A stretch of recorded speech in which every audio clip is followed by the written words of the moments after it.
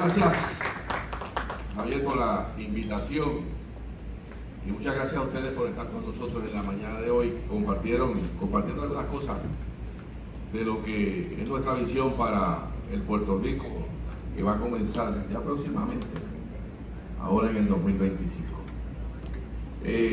A pesar de que es una presentación y que hay un orden, ¿verdad?, de hacer preguntas subsiguientemente, pero si usted tiene una pregunta que necesita hacer antes de subsiguientemente, la puede hacer.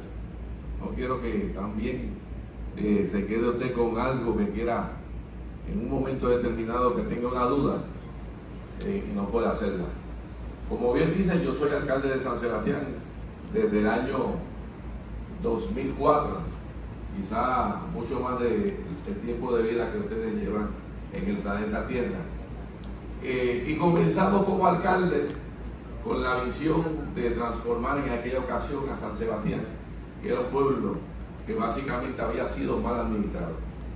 Cuando usted va a un colegio a votar cada 4 años, lo que usted elige son personas que usted le entrega los bienes comunes que tenemos nosotros como pueblo, para que esa persona haga buen uso en favor de toda la gente.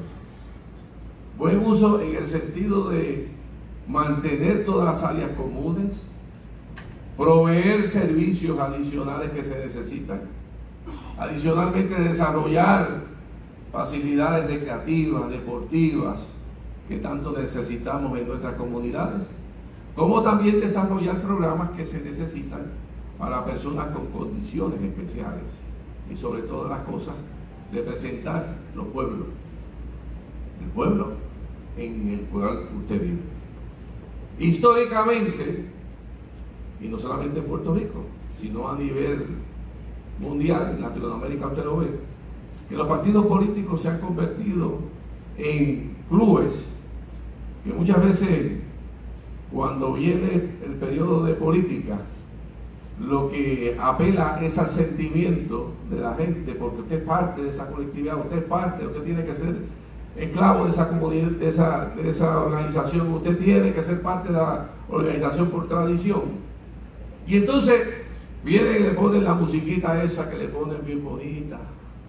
Después no hay dinero que compre, se hace sentimiento. Y el otro es, no, la estadidad significa igualdad. Y la sacan cada 4 años a pasear. ¿Y usted sabe para qué? Para que usted se olvide de cómo gobernaron durante los 4 años anteriores. Y realmente, a través de esa cruz que usted hace, o esa X, como usted la quiera llamar, que la hace en un segundo, y la mete en una papeleta, usted está declarando qué es lo que usted quiere para esos próximos 4 años. Y cuando usted vota, mayormente jóvenes, usted vota por una persona que es contraria a sus principios, a sus valores y a sus aspiraciones. ¿Qué hizo usted? Entregó esos principios, esas convicciones, esos valores. ¿Por qué los entregó? Porque al que usted puso a gobernar, va a gobernar contrario a lo que usted dice creer o ser. Y entonces por eso vemos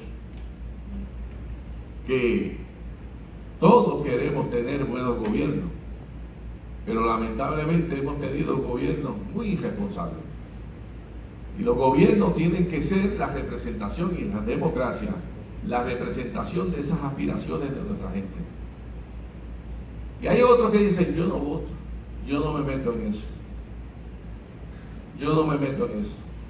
Así que los que no votan son tan cómplices como los que votan por personas que no tienen capacidad o que tienen otras convicciones u otros valores, o otras aspiraciones como pueblo.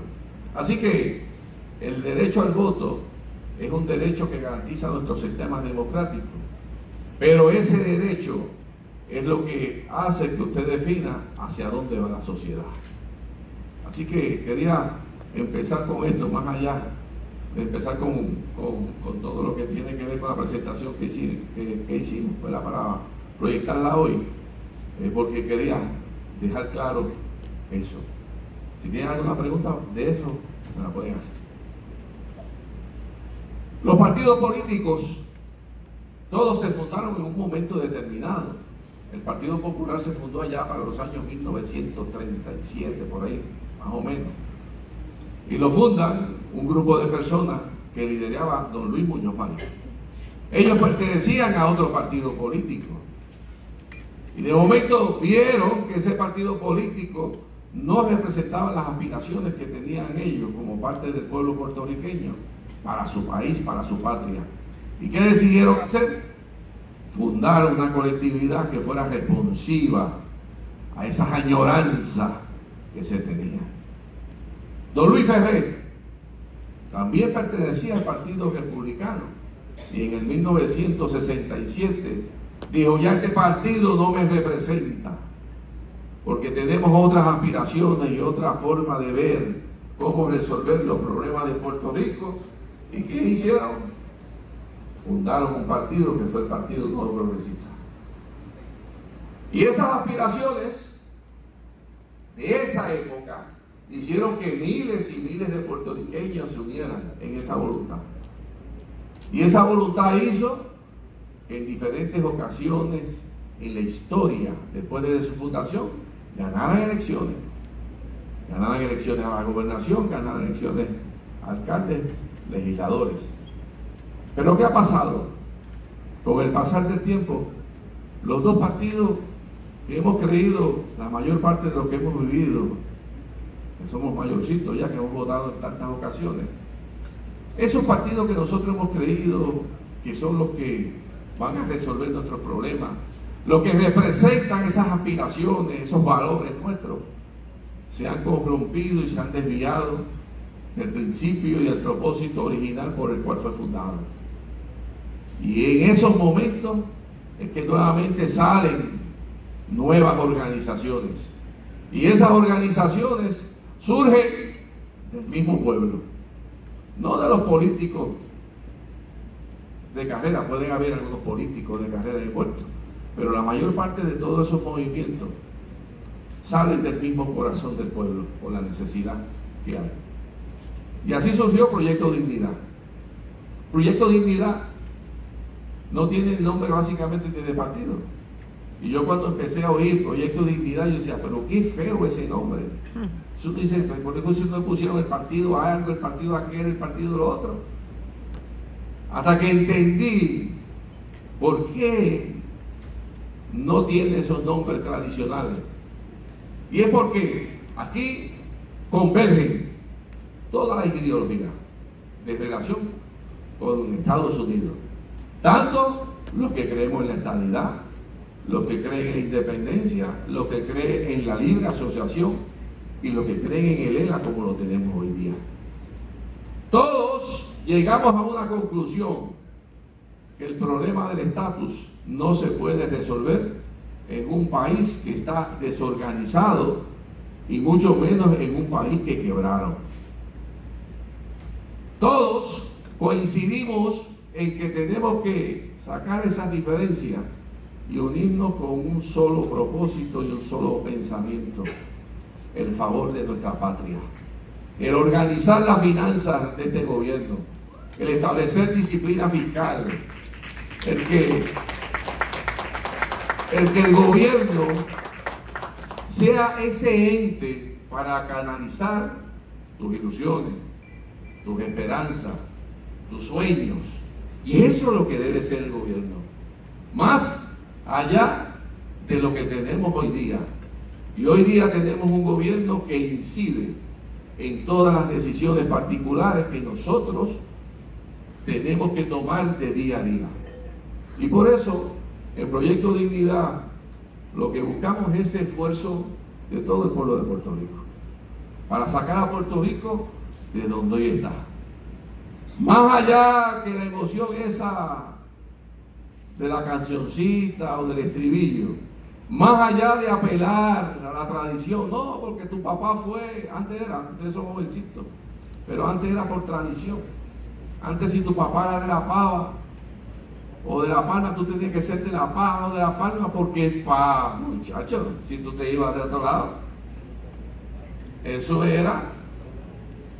Y si después tu papá o tu mamá moría, lo primero que te decía la tía tuya, si tú te ibas a otro partido, tu abuelo se debe estar revolcando en la tumba, tú votando por ese partido. Y así era. Y todavía personas piensan así. Pero eso no debe ser los procesos democráticos de uno ir a votar, jóvenes y los mayores también. Nosotros tenemos que entender que porque usted vota allí, usted deposita una confianza. Cuando yo empecé en San Sebastián fue un pueblo que fue administrado irresponsablemente. Lo dejaron con un déficit de casi 4 millones de déficit. Déficit, ¿usted sabe lo que es? Que hay menos ingresos que gastos.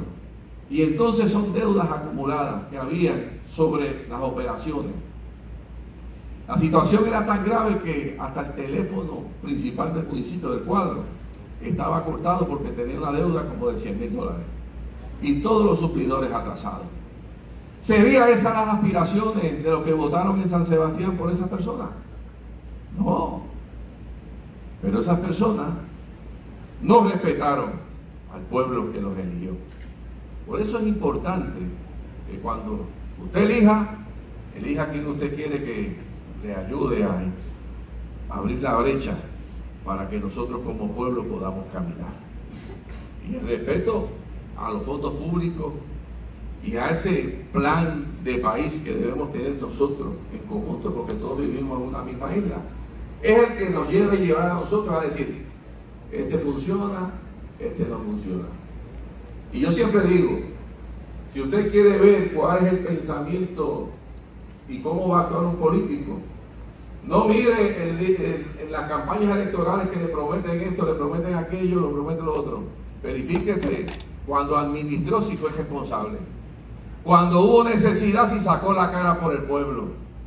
Cuando hubo que hacer luchas si asumió postura no en peces de lo que le hubiera costado. Ahí que usted lo puede ver. Porque ahora unos dicen y dicen, bueno, he oído hasta los del pensamiento socialista, que es un ideal, ¿verdad? Y cada cual tiene su ideal. Pero el pensamiento socialista, donde se ha implementado, restringe la libertad y el pensamiento individual del ser humano. Y entonces, pues ahora dicen que son socialdemocracia. Y suena bonito, ¿verdad? Pero eso es el mismo socialismo de izquierda, que restringe la libertad del ser humano y encarece la forma de hacer gobierno, porque la visión es de gobierno grande, que intervienen en qué usted hace o qué no hace. Así que quería darle esa introducción. ¿Alguna pregunta hasta aquí? Después pueden hacer las preguntas, pero por si acaso quedó alguna duda. ¿Dónde estamos nosotros en Puerto Rico? Me dieron por aquí.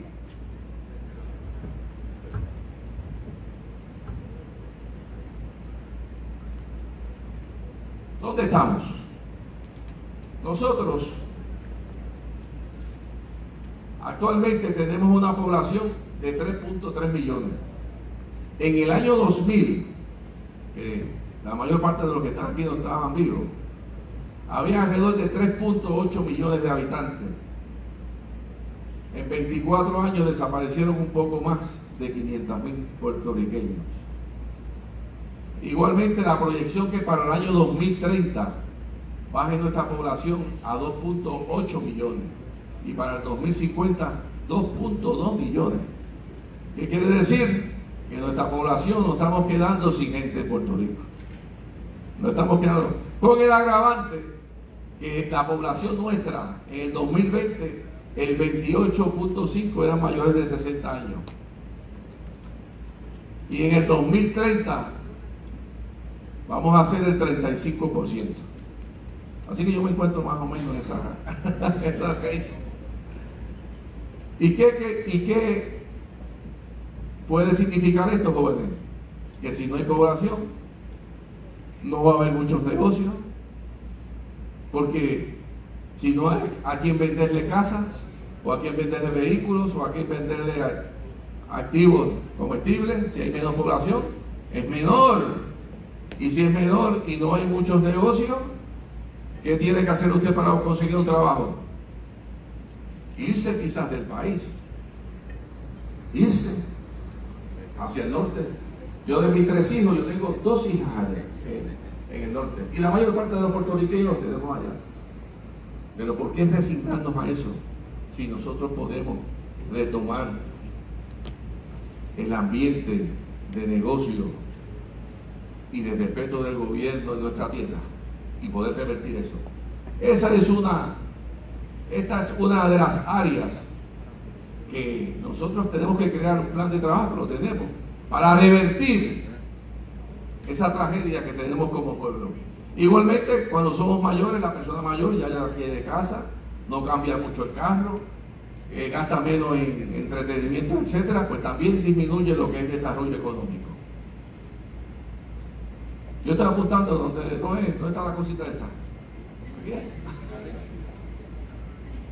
Aquí estamos. Esto, la otra vez me dieron, ¿dónde fue? En Ponce, ¿verdad? En Ponce me dieron una cosa de esa, yo le daba para adelante y para atrás y para adelante, y después yo diga. Igualmente, nuestra población con algún tipo de impedimento está en 722.300, que requiere unas atenciones especiales a nuestra gente.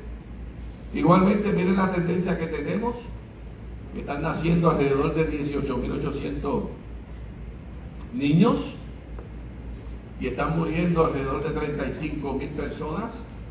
Esa ecuación, y eso va a seguir distanciándose, porque la población mayor y los jóvenes casi no quieren tener niños, ¿verdad?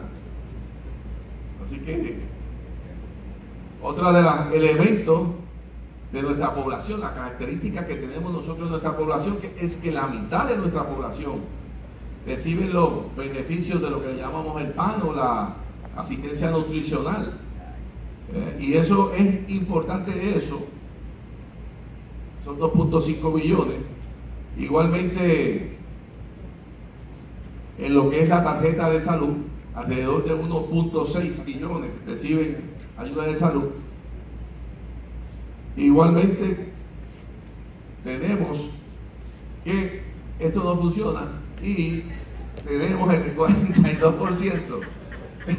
El 42% de nuestra población está bajo los niveles de pobreza. ¿Y qué quiere decir eso? Cuando tenemos una población grande bajo los niveles de pobreza, el gobierno nos arrodilla, porque dependemos del gobierno para nosotros poder hacer y tener acceso a diferentes servicios. Y nosotros, hacia allá atrás, con razón, porque ya no es acá. A ver. Lo para acá. Eso, idioma defectuoso, el pointer no sirve. Bueno, tenemos, como dijo ahorita, 1.6 y alrededor de 4 billones en la tarjeta de salud. Eso quiere decir que entre la tarjeta de salud y PAN, ahí son 2,5 millones de personas.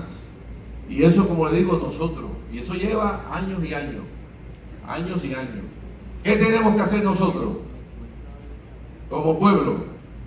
Buscar independencia económica. Independencia económica. ¿Y cómo logramos independencia económica? 2 formas. Número 1, que haya muchos negocios y muchas personas empresarios. Y empresarios no quiere decir que yo tengo que tener $1 millón para emprender. Cuando ustedes buscan las personas que han podido echar hacia adelante, son estudiantes que comenzaron con un sueño en Marquesina, como Bill Gates y como otros tantos. Empiezan con un sueño en Marquesina y lo van desarrollando. Y entre que eso tiene, como dice, que el empresario tiene que tener, no, usted empieza con ese sueño. Pero el gobierno, ¿qué tiene que hacer? Esa mano facilitadora, que lo coge a usted de la mano y dice, que tú vas a aprender esta cosa, vente que te voy a decir cómo te vamos a ayudar.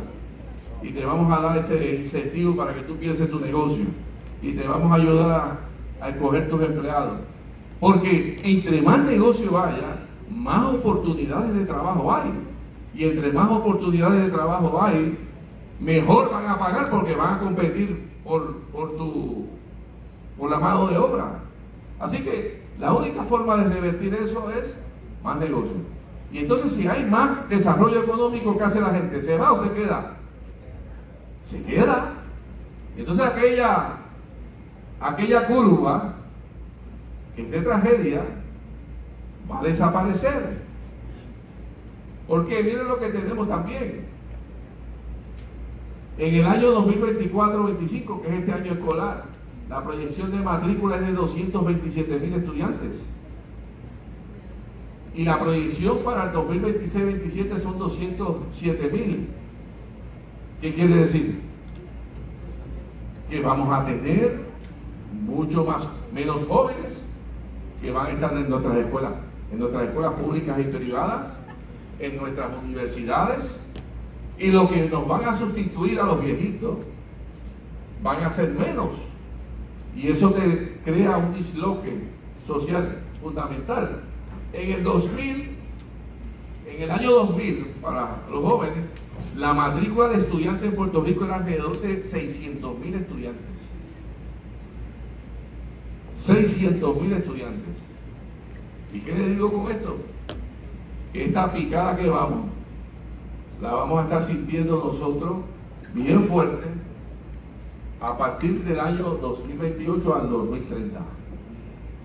Si nosotros no hacemos algo y seguimos con gobiernos que lo único que hacen es gastar y darse la buena vida por ahí, vamos destinados a desaparecer como una tierra de oportunidades, que es lo que nosotros visualizamos que debemos tener.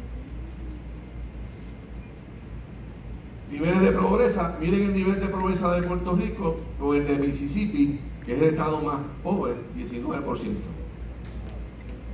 ¿Y por qué, si nosotros hemos sido parte de Estados Unidos por tanto tiempo, no estamos por lo menos bien cerquita porque somos todos territorios y estados de Estados Unidos? ¿Por qué?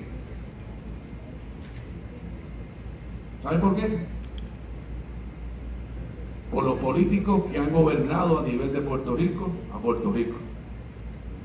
En vez de darle las herramientas para que se levante el puertorriqueño, lo que han hecho es mirar hacia el lado y dejar que esto corra como en neutro y seguir gastando,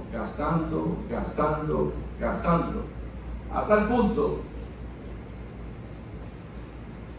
punto que han operado con unos déficits, y déficit es que gastaron más que el dinero que entró en un momento determinado, sumamente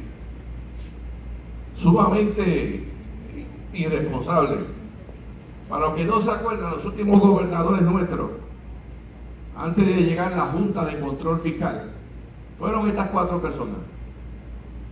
Ellos, junto con la legislatura a nivel estatal, son los que le daban la dirección hacia dónde iba el país y cómo se administraba. En la época de Sila, el cuatrenio de Sila, cuando lo suma a los 4 años, y esto es de información que la obtuve de un informe de la Junta de Control Fiscal, que emitió, esto yo lo leí hace como 6 meses atrás, 4 o 6 meses atrás, pues cuando estaba leyendo los informes de la Junta, uno de los detalles que tenía era ese: por año cuánto había sido la operación del gobierno. Y entonces esa operación del gobierno ellos la daban por año, y yo empecé a sumar a ver qué había pasado. Para la época de Sila acumuló 4.600 millones. Aníbal, alrededor de 6.300. Luis Fortuño, con su equipo de trabajo, 11.300 millones. Eso es que gastaron más que lo que entró. Y miren, imagínense qué irresponsables fueron. Y entonces, el último fue Alejandro, que fueron 2.000 millones. Y usted dijo, vale, qué responsable fue esa persona. Pero usted sabe por qué fueron 2.000 millones. Porque el último año, los últimos 2 años no se pagó la deuda, no se incluyó en el pago de la deuda. Y porque usted sabe lo que hace el gobierno cuando le falta dinero, ¿qué es lo que hace? ¿Ah? Contribuciones, ¿verdad? ¿Qué hace? Ah, no hay chavos para esto, vamos a tomar una decisión bien difícil. Dame los chavos tuyos. Y nos impusieron el IVU más alto de la historia de Puerto Rico, el más alto de todos los Estados Unidos, 11.5. El IVU es como la sombra, lo sigue usted y por más que usted se quiere despegar de ella, no puede. La única forma es cuando uno se muere, deja la sombra, y ahí es que uno deja de estar caído, cuando se muere. Así que son 2 tragedias, el IVU y la muerte. El 11.5, y le pusieron la crudita 2, la crudita 3. Usted sabe que la crudita, cuando usted va a echar gasolina, de ahí hay 3 impuestos, la 1, la 2 y la 3. Y adicionalmente, enmendaron todas las leyes para que hubieran todos los impuestos posibles. En Puerto Rico yo creo que se escribió la biblioteca más grande de cómo imponerle impuestos a su constituyente. 24.300. 24.300. Miren ustedes cuánto es el presupuesto del país. El presupuesto del país de 33.300 millones de dólares. Presupuesto alto. Y dicen que no da. ¿Y por qué no da? ¿Por qué no da? Porque todo lo malgastan. Todo lo malgastan. No se oyeron en estos días esos contratos grandísimos, sin necesidad. ¿Ah? Firmar contratos no es malo, porque contrato es una forma de cómo usted recibe unos servicios. Malo es cuando usted no lo necesita y lo da porque es aquel o el otro. Malo cuando usted lo necesita, lo da porque aquel o el otro. 33.000 millones, y de esos 33.000 millones el gobierno federal contribuye casi como el 40%, con 15.000 millones de dólares a ese presupuesto. Y los empleos son 198.000 dólares. Y al 30 de junio todavía nuestra deuda era de 50 billones de dólares. 50 billones. Esta información la sacamos del informe económico del gobernador. ¿Cuánto nos cuesta un gobierno el que tenemos actualmente? 20.000 millones. ¿De dónde salen? De todos nosotros. De todos nosotros. Y digo todos nosotros porque aunque usted no está estudiando, pero usted le dan una beca. Y cuando usted de esa beca va a gastar, le cobran el IVU. Y cobran patente, y cobran esto y lo otro. De ahí salen. ¿Qué quiere decir? Si el gobierno cuesta mucho, ¿de dónde lo va a sacar? De los impuestos, del bolsillo nuestro. ¿Y qué quiere decir? Que usted tiene que pasar gran parte de su vida para mantener un gobierno grande. Y eso es lo que nosotros queremos revertir. Nuestra misión como entidad política es revertir eso. Nosotros tenemos que crear estructura para que ese gobierno cada día cueste menos. ¿Y qué es lo primero que vamos a hacer? Lo primero que vamos a hacer nosotros es quitar ese montón de contratos que no tengan uso alguno o necesidad. Que sea el funcionario que haga eso. Eso es lo primero. Lo segundo que vamos a hacer es las propiedades que ustedes ven vacías por ahí, rehabilitarlas para que en donde el gobierno esté pagando renta pueda transferir esa propiedad y no pagar renta. ¿Qué es lo tercero que vamos a hacer también nosotros?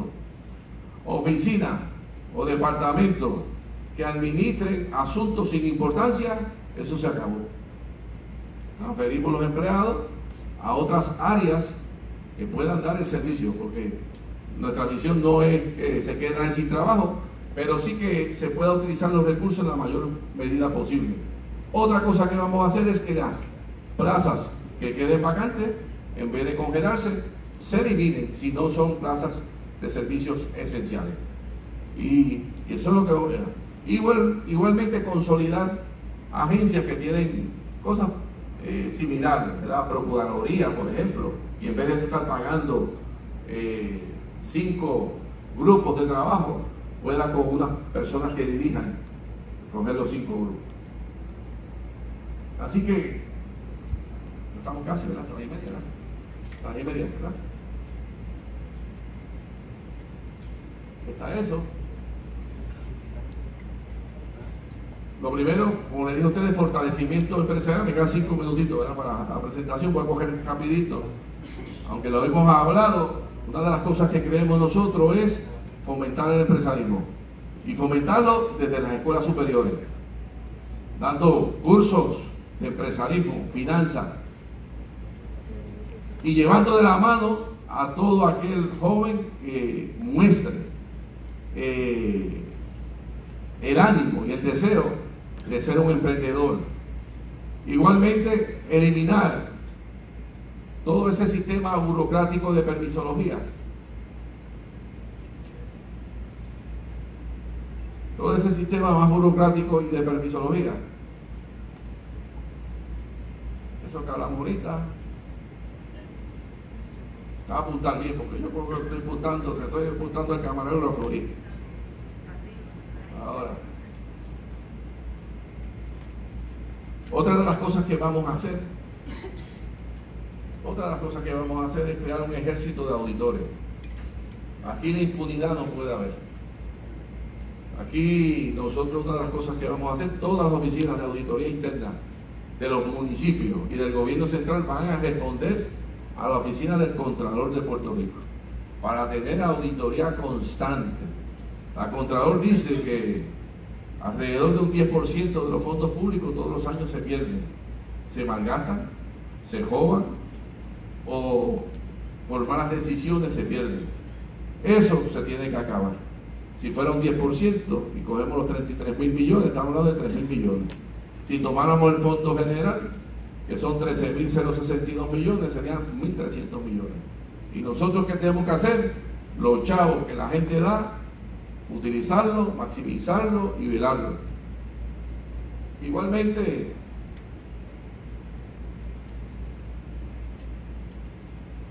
lo de permisología, pues como hemos hablado, todo ese montón de permisología lo vamos a suprimir. Y para usted establecer un área para sacar un permiso, va a estar en un reglamento. Usted cumple A, B, C, D. En reglamento sencillo, usted puede abrir el negocio, informa al gobierno y el gobierno revise subsiguientemente. No como ahora, que usted tiene que esperar que el gobierno venga a revisar cuando pueda revisar, y algunas veces se tardan 6, 7, 8 meses en un permiso de uso. Y tenemos otras cosas en infraestructura, etcétera, pero no quiero abusar de su tiempo porque ya culminamos las 11:30 y no quiero abusar de su tiempo, pero gracias por la atención. Si tienen alguna pregunta, la que sea, no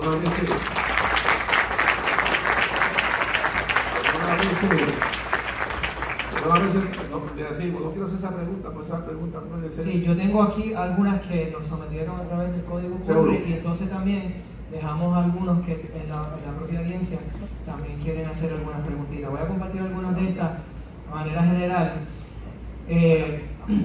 Acá dice, ¿qué tiene que ofrecer este partido? ¿Qué lo hace diferente a partidos tradicionales como el PNP, el PPD? Que no nos hayan prometido anteriormente. Una de las preguntas que nos tiraron por acá. Pero, la contesto. Nosotros somos un partido con principios conservadores. Y principios conservadores en la gobernanza y en unos valores fundamentales que nosotros abrazamos. En la gobernanza, como le hemos dicho, disciplina fiscal, un gobierno menos metido en la vida del ser humano, sino un gobierno que sea facilitador, un gobierno que sea más ágil y más sensible al reclamo de nuestra gente. Ese es un gobierno conservador. En el área de valores fundamentales que nosotros abrazamos el derecho a la vida como un derecho fundamental, porque si no existe derecho a la vida, pues no, ¿para qué tú quieres otro derecho? ¿Verdad? Porque la vida es fundamental para usted poder ejercer algún otro derecho, y que creemos en la vida desde la concepción. Y ese es un principio fundamental de todos los que somos parte de este partido. Igualmente hay otros principios fundamentales, como que la familia es la entidad fundamental de la sociedad. Si hay familia fuerte, hay comunidades fuertes, y si hay comunidades fuertes, hay países fuertes. Así que la familia es fundamental y como ente, columna principal de nuestra sociedad. Igualmente nosotros combatimos lo que es estas ideologías de género. Entendemos que, para mí, el caso mío, yo he dicho en esta forma, acá lo pone más suavecito en los programas, pero para mí eso es una aberración, porque el principio fundamental de la ideología de género es negar la naturaleza sexual del ser humano y confundir a nuestros niños, estableciéndole, como yo decía, políticamente, que usted nace siendo nada. ¿Y qué es nada? Pues que no es de allá ni es de acá, usted nació nada y es que esto lo aprende. Cuando la naturaleza humana, Dios las hizo con unas características, y en todo lo que vemos en el planeta, incluyendo las galaxias y el sistema planetario, todo es un balance. Todo. Si usted le quitara la luna, que usted dice, una chiquita, eso no tiene atmósfera, ahí nadie puede vivir, ¿para qué queremos la luna? La luna es lo que hace que en la Tierra haya vida. ¿Por qué? Porque es un balance. Y en el ser humano, Dios hizo ese balance. De mujer, hombre, ¿verdad? Ya después usted es mayor y usted quiere coger su estilo de vida, nadie puede cuestionarle su estilo de vida. Ese es su programa de trabajo. Y ese es su plan de vida. Y usted tiene que tratar a todos los seres humanos, a todos, con la misma dignidad y el mismo respeto. No importa su plan de vida. Pero los niños hay que darle la oportunidad a que tengan una educación balanceada, sin confusión, y después que sean adultos, pues que decidan. Igualmente en las agencias de gobierno, nosotros no vamos a permitir que se gaste el fondo público en promover pues estas ideologías. Cada cual que tenga la visión que quiera, cada cual que tenga su visión, pero colectivamente no. Te duermas. Tengo dos preguntitas más por aquí y luego abro también, que en la sala vi que hay sí. varias. Acá dice, ¿cómo cree usted que su experiencia con el Pepino Power ayudaría con respecto al problema con Luma y cómo le harían frente a la corrupción en el gobierno? Pues lo que está aquí de Pepino hay 2 o 3. Nosotros en San Sebastián, como todo Puerto Rico, cuando pasó el huracán María, vivimos muchas necesidades. Y uno de los problemas mayores que tuvimos nosotros fue la falta de energía eléctrica, porque la energía eléctrica incide en toda nuestra vida. Usted se levanta por la mañana, lo primero que usted hace, va para la cocina a prender el café, va a buscar el refrigerador a ver qué hay frío ahí, y sin contar si para ustedes, para el alma, si tiene radio, como decimos allá, enchufado. Y desde que usted se levanta, en todo, en los trabajos, en las universidades, en las escuelas, en los hospitales, en todo incide eso. Pues nosotros en aquella ocasión hicimos gestiones con el gobierno central, hicimos gestiones con la Autoridad de Energía Eléctrica, con los directivos, para que se agilizara el proceso en aquel momento de reparaciones, y nosotros le íbamos a ayudar porque nosotros de eso no sabíamos nada. ¿Y qué pasó? Pues no pasó nada. Y en los pueblos, cuando usted tiene un político, un alcalde, un gobernante, y hay una necesidad y hay peligro para su pueblo, ¿qué tiene que hacer el gobernante? Sacar la cara por su pueblo y dar un paso adelante. El que se mete en la política y le da susto no está bien ubicado, se tiene que ir a él. En aquella ocasión, cuando yo vi eso, yo dije, pues mira, vamos a hacerlo nosotros. Recuerdo yo que salí con uno de los que llamé, de los primeros que llamé. Fulano, mira eso. Eso es un poste. Cables arriba, cables abajo y el pivote en el medio. Eso no puede ser tan difícil. Ignorancia, porque es bien difícil y peligroso. Ignorancia mía. Y me dijo, pero es que no tenemos a nadie, y vamos a hacer una convocatoria. Hicimos una convocatoria y ¿saben cuántos voluntarios aparecieron? 0. Y si no hay voluntarios. Y yo le dije, pues si no hay voluntarios, verifícate en el municipio, porque nosotros tenemos muchos empleados, aquí tiene que haber peritos electricistas. ¿Y cuántos peritos electricistas conseguimos? 3. Y bueno, tenemos 3. Y de momento conseguimos uno retirado de la Autoridad de Energía Eléctrica que estaba encargado en la Autoridad de Salud y Seguridad, porque cada vez que uno hace algo importante, la seguridad, y más en eso, saber. Y con ese, y con el grupo, con los 3 peritos electricistas, y el grupo mío de manejo de emergencia, policía, y las comunidades que se volvieron a sacar los cables donde caían, más algo bien importante, que lo tenemos presente ahora con la tecnología. Si usted no sabe algo, ¿dónde usted va? ¿A YouTube? Yo le dije a los muchachos, suban a Arecibo, porque todavía se llega en San Sebastián para esa época, y vayan a YouTube a ver cómo se le deja con eso. Y entonces con eso, nosotros fuimos primero a trabajar con lo que se llama secundaria, que es un poco más sencillo de una comunidad. Y con eso, y con aquel hombre, ¿verdad?, que nos decía todas las medidas de seguridad, y con el deseo, nosotros le dimos energía eléctrica, yo me recuerdo, la primera noche a un sector de 35 viviendas, mayormente de personas mayores. Y la primera vez que tiramos el machete, cuando de momento lo que hizo fue ¡pum!, una explosión. Y yo cuando vi eso se me cayeron las alitas del corazón. Pero me dijo el que estaba conmigo, que yo había encargado, jefe, no se preocupe. ¿Y qué pasó? En YouTube dice que ahí tiene que haber los cables pegando. Entonces recuerdo yo y dije, pues yo me voy, vete en un cajito de golf que tenía, súbete al lado que vamos a chequear. Efectivamente, una casa, 2 cables pegando.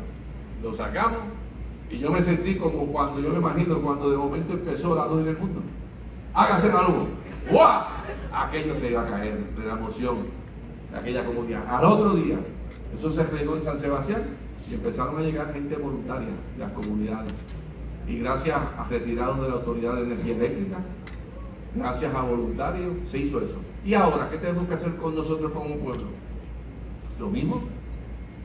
Aquí se contrató una compañía para trabajar con un sistema que estaba obsoleto y que abandonaron por años, y que todos nosotros teníamos la consecuencia que se iba la luz constantemente. Y entonces se decide privatizar para que mejorar el servicio. Y lo que tenemos 3 años después es que está igual o peor que como estaba, con el agravante que se le paga este año 130 y pico de millones de dólares. No tienen empleados, no tienen la capacidad. El gobierno ha sido bien suavecito con ellos, que no les exige nada, y la gente que hace, padeciendo. ¿Quién tiene que ser el gobernante? ¿Ah? Pararse. Lo primero que tienen que hacer, o haces el trabajo o te vas. Y le cantan con la canción esa, se van. Y si no hacen el trabajo, se van. El problema ha sido que no han documentado. Nosotros nos proponemos establecer que en los primeros 90 días vamos a documentar y revisar todos esos incumplimientos y documentarlo. Y a la misma vez vamos a crear una corporación, una organización sin fines de lucro, mediante legislación, una corporación. ¿Y quién va a dirigir esa corporación? Esa corporación la va a dirigir un grupo de personas representativos de nuestras comunidades, de la comunidad del pueblo de Puerto Rico. ¿Y quiénes son esos? Pues tiene que haber en esa junta de directores un representante del consumidor, ¿verdad? 1 o 2. Tiene que haber representantes de ¿qué más? De los industriales, del negocio al detalle, del comercio al por mayor, una junta fuera de los políticos, porque si le mete la política a estas entidades se la van a comer. Es como la polilla cuando se mete la politiquería. Y entonces, de todos los empleados que están destacados hoy día en diferentes agencias que antes trabajaban en energía eléctrica, más los que trabajan hoy en Luma, más las personas que se retiraron, que todavía tenían la fuerza para seguir adelante, nosotros hacer nuestra propia autoridad para rescatar lo que es el mantenimiento y lo que es la actualización de nuestro sistema. Y entonces, una de las cosas que tienen atrasado es el desganche. Pues mira, creamos un plan de emergencia para desganchar. ¿Y a qué yo incluiría? Pues yo lo primero que incluiría sería a todos los alcaldes, porque para el alcalde es importante que su pueblo tenga energía eléctrica al día. Y el alcalde, estoy seguro, porque yo se lo propuse a Luma, nosotros, los que tienen que pagar el costo, y nosotros nos encargamos de ese desganche, y en un periodo menor de un año lo vamos a hacer. Y el alcalde que de momento diga, yo no voy a hacer eso, los choteo, le digo, miren pueblo, no quiere ayudarlos a ustedes, los choteo. Así que es importante que y usted si va a ser político, necesitamos buenos políticos, ustedes jóvenes necesitamos buenos políticos, que den un paso al frente. La política, algo decía, que la política eso es a gente mala, pues entonces pues eso es lo que van a dirigir. Si tenemos gente mala que nos dirija, pues no tenemos esperanza. Necesitamos gente con valores, con deseo de que las cosas pasen, que sigan sustituyéndonos, para que esto siga mejorando y que revertamos esa curva de tragedia que llevamos, y que sea gente valiente, que saquen la cara, que cuando van a hacer algo y la Junta le dice jodíllate y ven aquí para que me lo pidan, y no, yo no me voy a jodillar, yo soy electo por el pueblo, ustedes son nominados de dedo, ustedes no fueron escogidos democráticamente, el poder lo tiene que tener ¿quién? El pueblo. Y los políticos necesitan que sean gente valiente, que saquen la cara por su pueblo y que respeten al ciudadano, respeten las aspiraciones, respetemos las diferencias. Yo siempre que le digo, Dios nos hizo diferentes. ¿Y por qué nos hizo diferentes? ¿Por qué nos hizo diferentes? Porque le dio la gana hacernos así. Él quiso hacerlo, es Dios. Y dentro de esa sabiduría, yo alguna vez empiezo a pensar así cuando estoy un poquito, imagínense si lo hubiera hecho iguales, todas las casas pintadas del mismo color. ¿Qué aburrimiento sería eso? Imagínense las guerras que hubieran entre unos y otros, porque todo el mundo quisiera lo mismo. Dios en su perfección y en su amor nos hizo diferentes. Y en esa diferencia nos complementamos unos y otros. No unos y otros. Imagínense si todo fuera podio, no habría sillas. Si todo fuera silla, no habría podio. Dios hizo todo perfecto. El ser humano, nosotros como que empezamos a cambiar las cosas, y cuando empezamos a cambiar las cosas se distorsiona todo. Miren el planeta, el equilibrio que debe haber entre todas las cosas. El ser humano trastocándolo. Ese equilibrio, recuérdense siempre de eso. Y nos hizo a uno de una forma y a otro de otra. Discúlpeme, señor. Sí. Acá nos quedan 15 minutitos, nos va a dar break, ¿verdad? Para poder contestar todas. Aquí todavía quedan como 15 preguntitas, pero también en la sala, yo sé que quieren hacer alguna de ellas. Yo les comparto aquí de manera general algunas de las preguntas que le han dejado. Durante años de elecciones han sido entre estadistas, estadolibristas e independentistas. Es cierto que hoy se dice que la elección será entre un grupo de valores conservadores y un grupo que impulsa la agenda woke. Esa es una de las preguntas que dejaron. Bueno, eso los partidos que no son dignidad abrazan todo ese grupo de doctrinas, y los que no la abrazan particularmente dentro de su grupo tienen como una mogolla, unos sí, unos no, ¿verdad? Sin hablar del partido, del nombre del partido, pero el PNP. Pero no tienen esa mogolla que no, algunas veces dicen que sí, que no, que sí, que. Pero adicionalmente a eso, la visión de gobierno. La visión de gobierno es importante. También, seguimos. ¿Cuál es su experiencia con el trabajo social de la Iglesia Adventista del Séptimo Día, tanto como alcalde como a lo largo de su vida? Pues mira, en San Sebastián existen muchas iglesias adventistas. Yo creo que de los pueblos que más tienen iglesias adventistas, nosotros tenemos una comunidad grande de creyentes que perseveran en la iglesia adventista. Yo he conocido gente que son amigos nuestros, como José Alberto, y la hemos conocido en organizaciones de actividades comunes, ¿verdad? Y las iglesias, tanto las adventistas y las otras iglesias, tienen un papel fundamental en la vida de nuestras comunidades. Y digo fundamental porque es un papel eterno. El político, nosotros los políticos, pues podemos prometer cómo mejorar todo lo que es administración pública, cómo mejorar las condiciones del país por un periodo determinado, pero las iglesias, como la adventista y otras iglesias, su función principal es trabajar para lo eterno. Eso es como cuando los anuncios esos de los celulares, ilimitado ese trabajo, ¿verdad?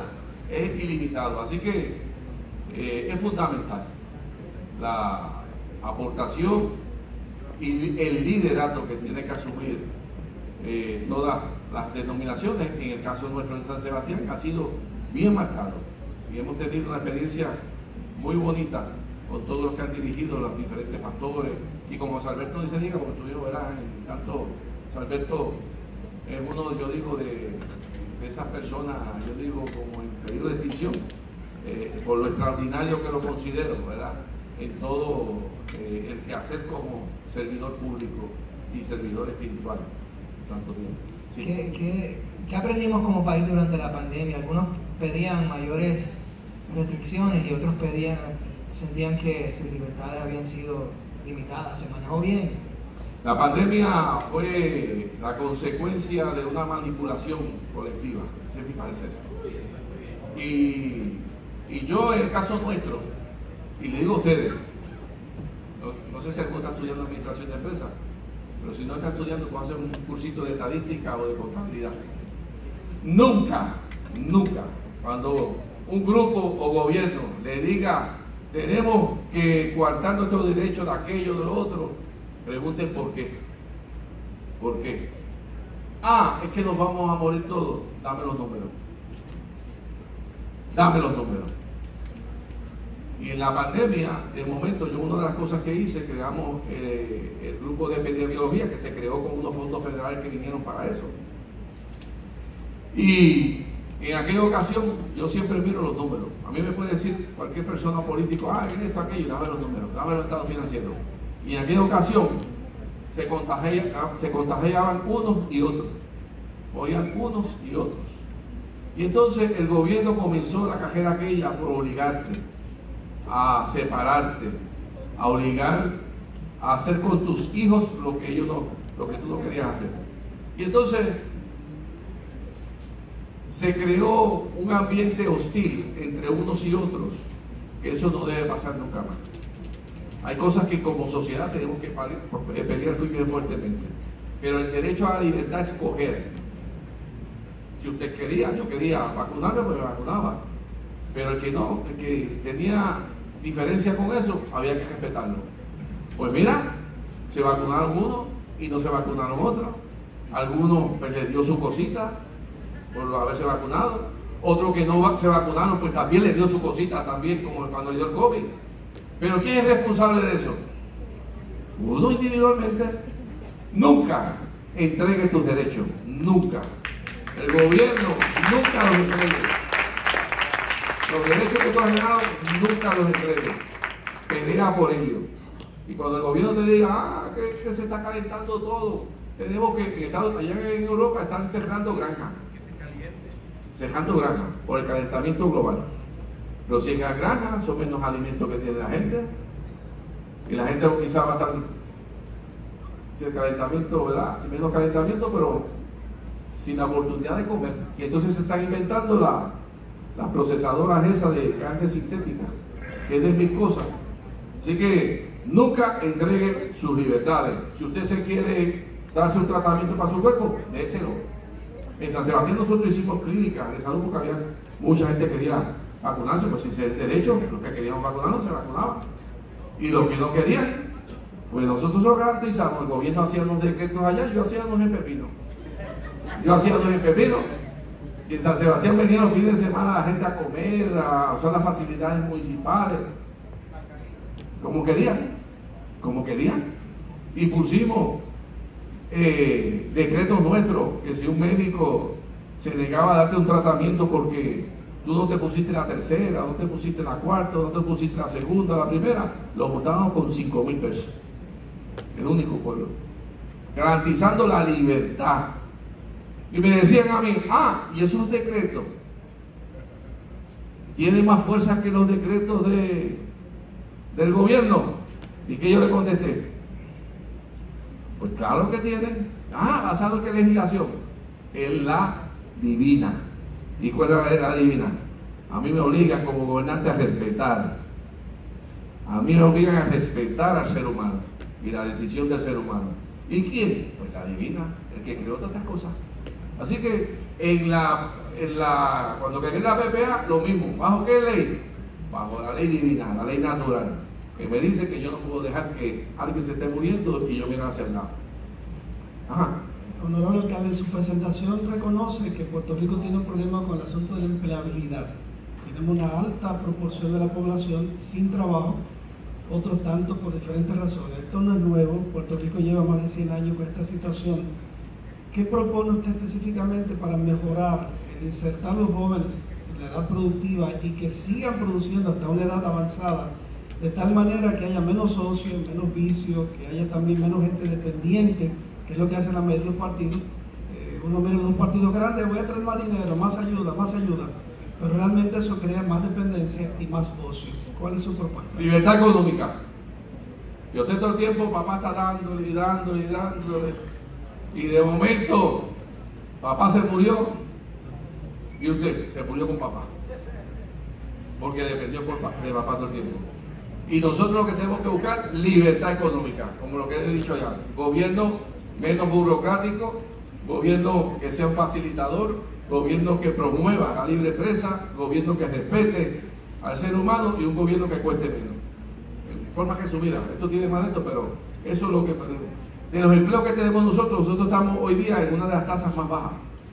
Pero el problema es que el promedio de lo que se paga en Puerto Rico, por las condiciones económicas de Puerto Rico, al que gana esa cantidad promedio, no te da ni para casa, ni para comprar carros, ni para nada, por eso es que se los van.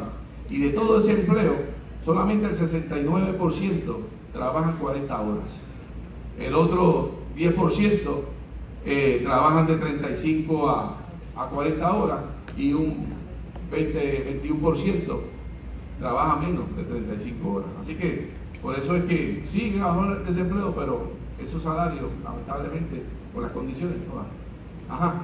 Quería preguntar cómo gestionaría el impacto de la Ley 60 y los efectos que ha tenido en la isla.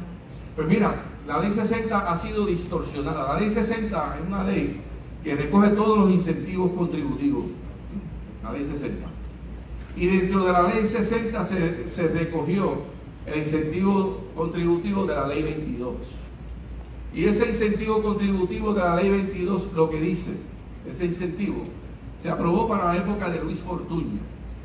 Y eso se aprobó con el propósito de que personas que tuvieran un capital de alto poder económico, que estaban básicamente generando ganancias de capital, y que esas ganancias de capital pues las tributaban básicamente en Estados Unidos, que era la mayor parte de las leyes 22 que están en Puerto Rico, pues en vez de que la tributaran allá, le dijo, si ustedes vienen a Puerto Rico, de la ganancia de capital, de lo que tengan ustedes, de lo que traen, ustedes no van a tributar.